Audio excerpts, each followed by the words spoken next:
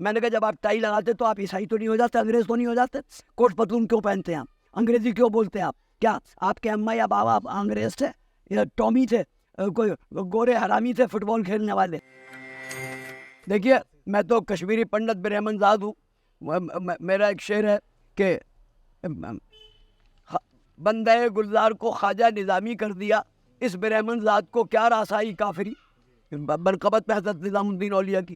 ایک اور جگہ کہتا ہوں کہ شیخ کہتا ہے کوئی سید کوئی گلزار کو, پنڈت کشمیر یہ بھی ہے عجب فرد فرید.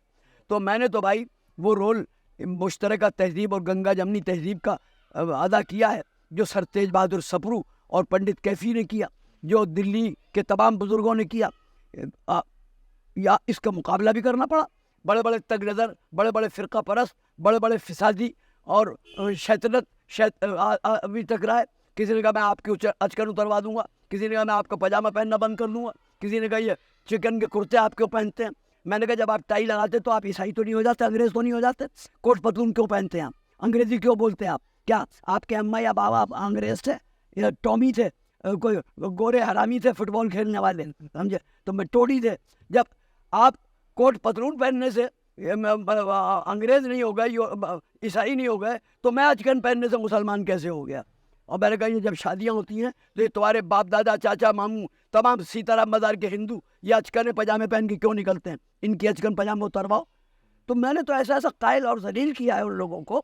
میں نے کہا جب تمہارے پاس وید نہیں, شاستر نہیں, رامائن مہابھارت نہیں, گیتا نہیں, اپنشد نہیں, میرے پاس سب کتابیں آج بھی ہیں, اور اردو فارسی انگریزی میں ان کے ترجمے ہیں, پروز میں بھی پوئٹری میں بھی. تمہارے پاس 4 کتابیں نہیں, تم کیا بات کے ٹھیکیدار ہو ہندوؤں کے؟ تو میں نے تو بھائی ساری زندگی مقابلہ کیا فرقہ پرستی کا, بچپن سے 1933 34 35 سے آج تک, تقسیم سے پہلے بھی اور تقسیم کے بعد. نہ ہندوؤں کی فرقہ پرستی سے کبھی ڈرا, نہ مسلمانوں کی فرقہ پرستی. مسلمانوں میں بھی بڑا تعصب تھا.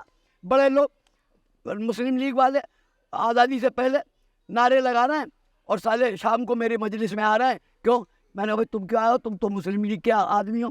کہنے لگے جو اردو یہاں سننے کو ملتی ہے وہ کہیں نہیں ملتی. میں نے کہا حرام زادو, تو تم مشرف با اردو ہو جاؤ, مشرف با اردو ہو جاؤ.